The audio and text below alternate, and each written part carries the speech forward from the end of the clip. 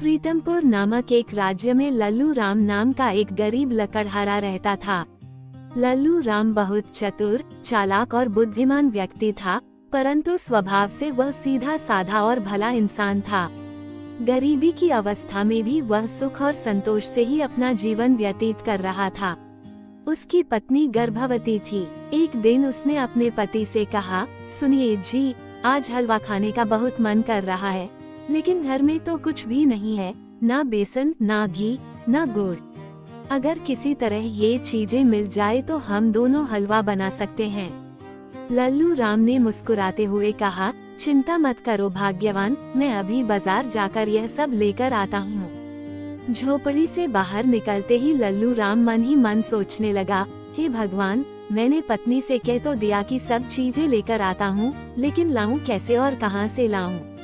मेरी जेब में तो एक फूटी कौड़ी भी नहीं है। थोड़ी देर सोचकर उसने तय किया कि अपने पड़ोसी सूर्य सिंह के पास चला जाता हूँ, वह जरूर मुझे कुछ पैसे उधार दे देगा। जब लल्लू राम अपने पड़ोसी सूर्य सिंह के घर पहुँचा, तो सूर्य सिंह ने हंसकर कहा, अरे लल्लू राम, आओ मित्र, क्या हालचाल है और भाभी जी कैसी हैं? लल्लू राम बोला, सब ठीक है भाई, मगर अचानक कुछ रुपयों की जरूरत पड़ गई है, इसलिए सोचा कि तुमसे कुछ उधार ले लूं, बाद में चुका दूंगा।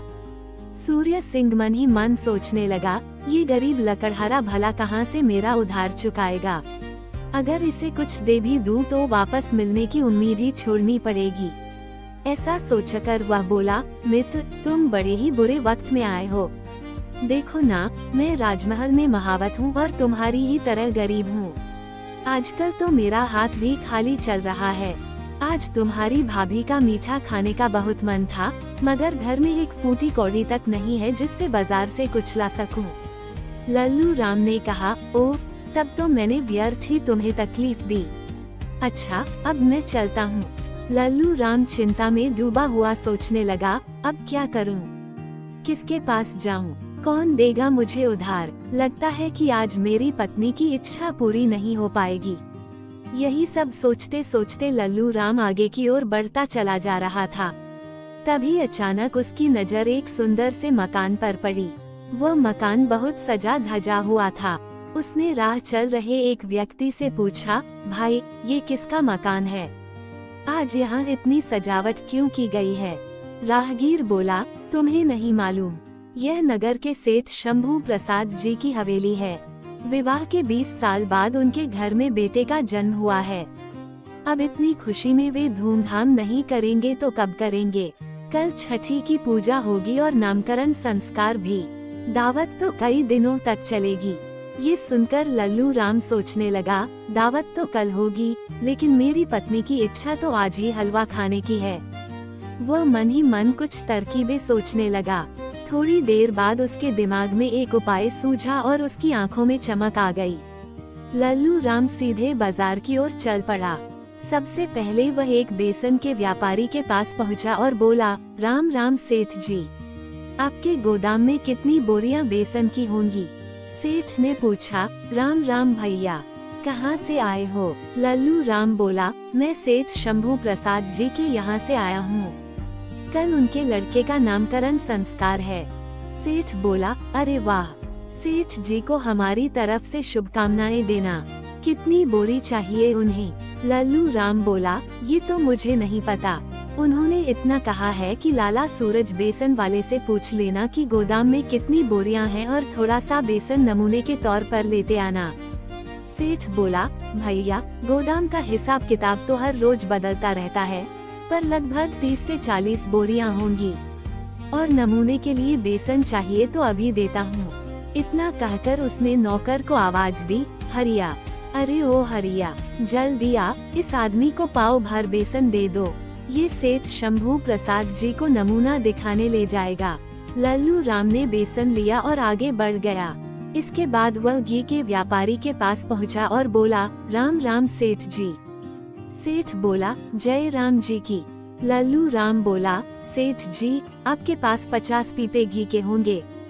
सेठ बोला, हाँ, जितने चाहिए उतने पीपे मिल जाएंगे, लेकिन पहले ये बता कि तू आया कहाँ से? लल्लू राम बोला, सेठ शंभू प्रसाद जी ने भेजा है। कल उनके बेटे का नामकरण है। उन्होंने कहा है कि खुला पीपा देखकर थोड़ा सा घी नमूने के तौर पर ले आना। सेठ बोला, कल घी दिया तो था, वो पसंद नहीं आया क्या? अब नमूना वमूना कुछ नहीं देंगे?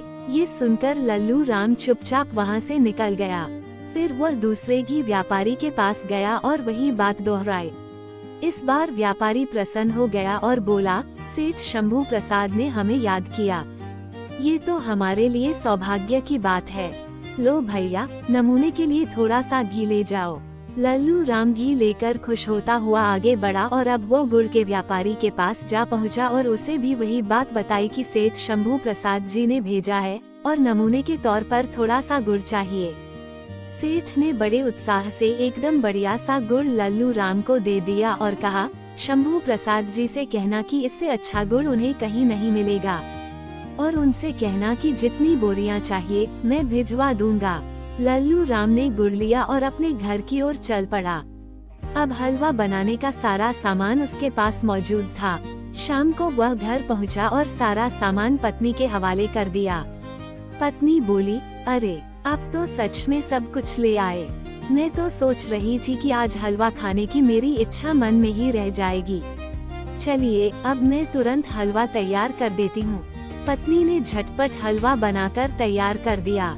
संयोग से उसी रात नगर के राजा प्रताप सेन भेष बदलकर अपने राज्य में घूम रहे थे और उस समय वे लकड़हारे लल्लू राम की झोपड़ी के बाहर ही खड़े थे और लल्लू राम और उसकी पत्नी की बातचीत सुन रहे थे। अंदर झोपड़ी में लल्लू राम ने पत्नी से कहा, सुनो भाग्यवान, तुमने हलवा तो बहुत अच्छा बनाया है, मगर हम इसे अभी नहीं खाएंगे। पत्नी ने आश्चर्य से पूछा, क्यों?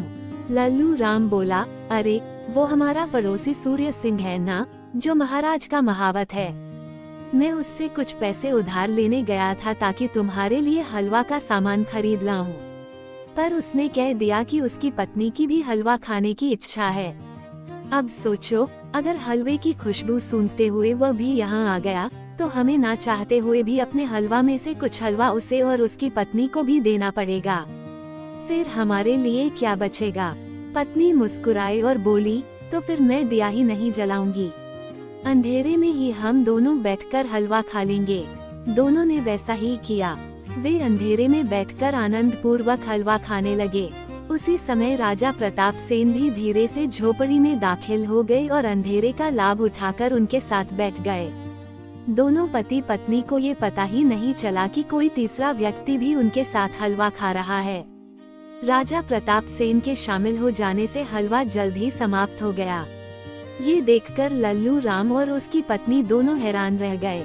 लल्लू राम बोला, अरे हलवा इतनी जल्दी खत्म कैसे हो गया? पत्नी ने कहा, रुकिए, मैं दिया जला कर देखती हूँ। जैसे ही दिया जलाया गया, दोनों ने देखा कि वहाँ एक तीसरा व्यक्ति बैठा हुआ है। लल्लू राम घबरा गया और बोला, आप कौन है भाई? वो व्यक्ति मुस्कुराया और बोला, मैं तुम्हारा मेहमान हूँ। हलवा तुमने बहुत स्वादिष्ट बनाया है। ये कुछ स्वर्ण मुद्राएं मेरी ओर से उपहार स्वरूप स्वीकार करो। लल्लू राम ने हाथ जोड़ते हुए कहा, नहीं भाई, अभी आपने ही कहा कि आप हमारे मेहमान हैं।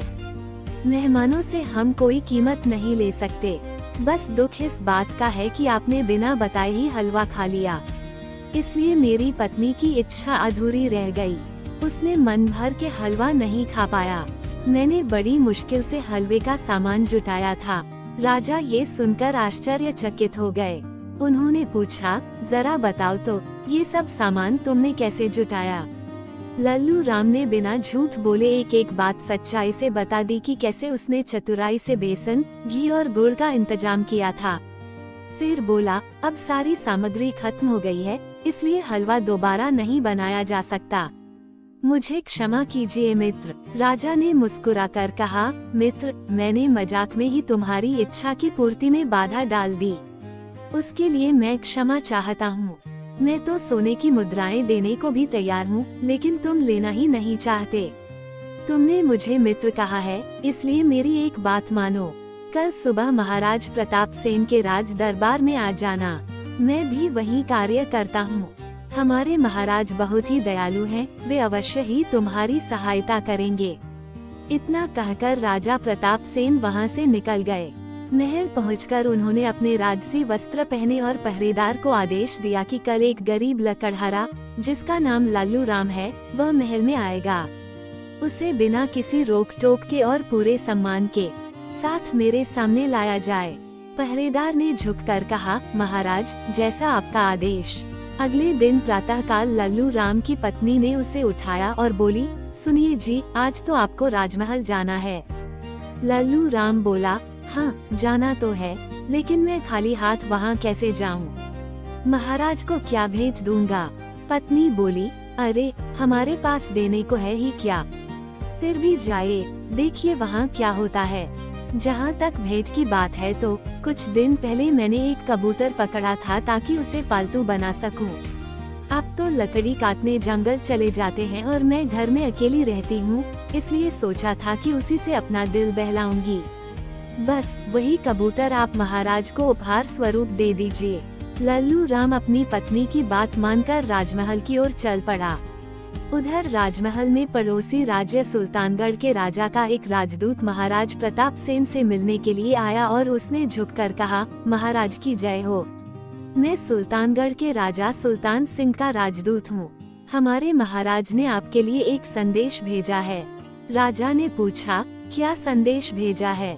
सुनाओ। राजदूत बोला, महाराज ये संदेश सांकेतिक है, आपको इसे समझना होगा और फिर उसका उत्तर देना होगा। ये कहकर राजदूत ने खड़िया से फर्श पर एक गोल घेरा बनाया। फिर अपनी झोली से कुछ गेहूं के दाने निकाले और घेरे के चारों ओर फैला दिए। वह बोला, महाराज यही है हमारे राजा का संदेश, अब आप बताइए इसका क्या उत्तर होगा। राजा प्रताप सेन गहरे विचार में पड़ गए। वे मन ही मन बोले, अरे इस दूत ने तो हमें कठिन स्थिति में डाल दिया। सुल्तानगढ़ हमारा पड़ोसी राज्य है जो हमसे 20 गुना शक्तिशाली है। उसके राजा सुल्तान सिंह को नाराज करना उचित नहीं। पूरा दरबार स्तब्ध था। राजा ने अपने महामंत्री से कहा, बताइए मंत्री जी, इस संकेत का क्या अर्थ हो सकता है? परंतु महामंत्री समेत सभी मंत्री भी इस संदेश का अर्थ समझने में असमर्थ रहे।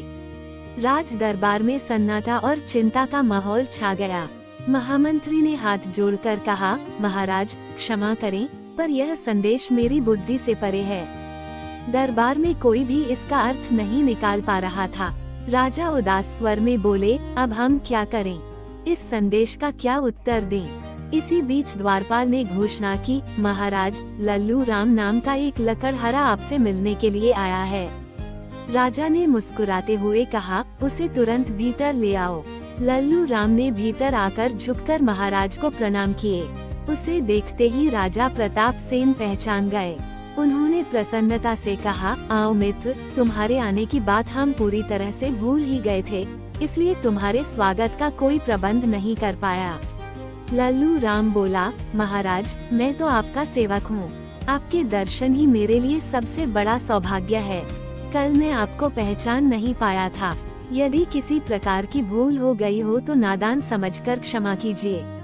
राजा मुस्कुराए और बोले, अरे माफी तो हमें मांगनी चाहिए, क्योंकि मैं राजा होकर भी तुम्हारी और तुम्हारी पत्नी की इच्छा में बाधक बन गया। राजा और लल्लू राम की यह बातचीत सुनकर सभी दरबारी चकित रह गए कि यह साधारण सा लकड़हारा राजा से इतने आत्मीय भाव से बातें कर रहा है। कुछ देर बाद लल्लू राम ने राजा के मुख पर चिंता की रेखाएं देखी और बोला, महाराज आप चिंतित प्रतीत हो रहे हैं। यदि अनुमति हो तो कृपया अपनी परेशानी मुझे बताइए, शायद मैं कुछ सहायता कर सकूं।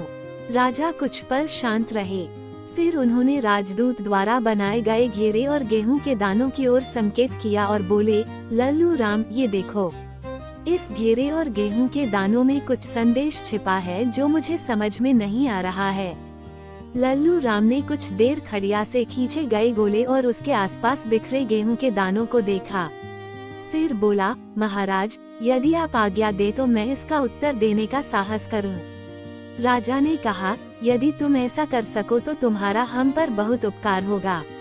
लल्लू राम ने अपने साथ लाए पिंजरे से कबूतर निकाला और उसे घेरे के बीच में छोड़ दिया। कबूतर एक क्षण के लिए रुका, फिर उछलता हुआ घेरे के बाहर गया और फर्श पर बिखरे सारे गेहूं के दाने चुगने लगा। कुछ ही देर में उसने सारे दाने खा लिए। ये देखने के बाद सुल्तानगढ़ से आए हुए राजदूत ने हाथ जोड़कर महाराज से कहा, धन्यवाद महाराज, मुझे अपने पैगाम का उत्तर मिल गया है, अब मैं यहाँ से चलता हूँ। इतना कहकर राजदूत वहाँ से चला गया। राजा प्रताप सेन ने मुस्कुराते हुए लल्लू राम से पूछा, एक बात बताओ, ये कबूतर तुम किस लिए लाए थे? लल्लू राम बोला, महाराज, इसे तो मैं आपके लिए उपहार स्वरूप लाया, किंतु अब मुझे प्रसन्नता है कि इसने आपकी कठिनाई दूर करने का माध्यम बनकर अपना उद्देश्य पूरा कर लिया। दरअसल जब मैं महल आने लगा तो मेरी पत्नी ने कहा था कि महाराज के दर्शन के लिए खाली हाथ मत जाना, इसलिए मैं ये पालतू कबूतर साथ ले आया। राजा प्रसन्नता से बोले, लल्लू राम, बताओ तो सही कि सुल्तानगढ़ के राजा के इस पैगाम का तुमने क्या अर्थ लगाया था? लल्लू राम बोला, महाराज, बात बहुत सरल है। राजदूत द्वारा बनाया गया गोल घेरा आपके राज्य को दिखाता था और उसके चारों ओर बिखरे गेहूं के दाने सुल्तानगढ़ की सेना का संकेत। उस संदेश का अर्थ था कि सुल्तान सिंह अपने सैनिकों से आपके राज्य को चारों ओर से घेरने की योजना बना रहा है। मैंने कबूतर को घेरे में छोड़कर यह संदेश दिया कि हमारी बुद्धि और शक्ति इतनी प्रबल है कि हम तुम्हारे सैनिकों को भी गेहूं के दानों की तरह समाप्त कर देंगे।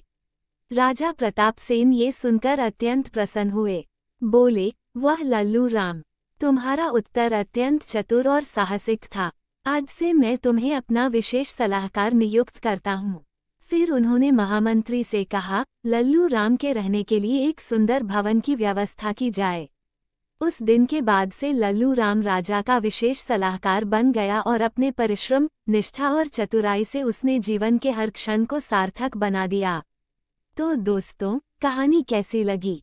कमेंट करके जरूर बताएगा और जाने से पहले इसे एक लाइक अवश्य कर देना। धन्यवाद।